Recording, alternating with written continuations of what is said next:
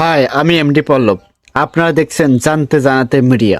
আমি এখন বসে আছি একটি দিঘির পাড়ে।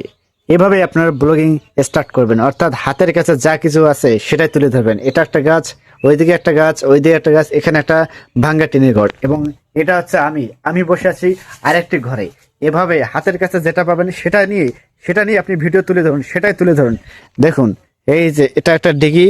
এই দিঘিতে ধান গাছ আবাদ করছে, ফসলের জমি, এবং এখানে এটা হচ্ছে আমি লুঙ্গি পরেছি, এটা আমার গেঞ্জি, এবং মাথায় একটি গামছা বেঁধেছি। এই দিকে ঘরগুলো দেখুন। এখন বেলা ডুবো ডুবো, সূর্য একদম ডুবে যাচ্ছে। পিছনের জমিটি দেখুন। আর এখানে পাকপাখালি আছে, সারস পাখি, এখানে বিভিন্ন গাছপালা দেখা যাচ্ছে। জাস্ট শুধু এভাবেই বলুন, হাতের কাছে যেটা আছে সেটাই তুলে ধরুন, সেটাই বলুন যে আমি কি বলতে চাচ্ছি বা আপনি কি বলতে চাচ্ছেন, শুধু আপনার কথাগুলোই বলুন। এটাকে বলা হয় কলার গাছ। এখানে হচ্ছে কলার পীর বের হয়েছে। এখানে একটি পুকুর দেখা যাচ্ছে, এবং আমি কথা বলতে বলতে আমার বাসায় যাচ্ছি। আমি আবারও বলছি, আমি গামছা পরেছি মাথায়, আমি লাল গেঞ্জি পরেছি, আমি এটা তবন পরেছি। এটা পরে আমি এই রোড বরাবর হেঁটে হেঁটে বাসা যাচ্ছি, ক্ষেতের আইলের পাশ দিয়ে। দেখুন, একটি গাছে বসন্তের ছোঁয়া লেগেছে, আমের মোল ধরেছে।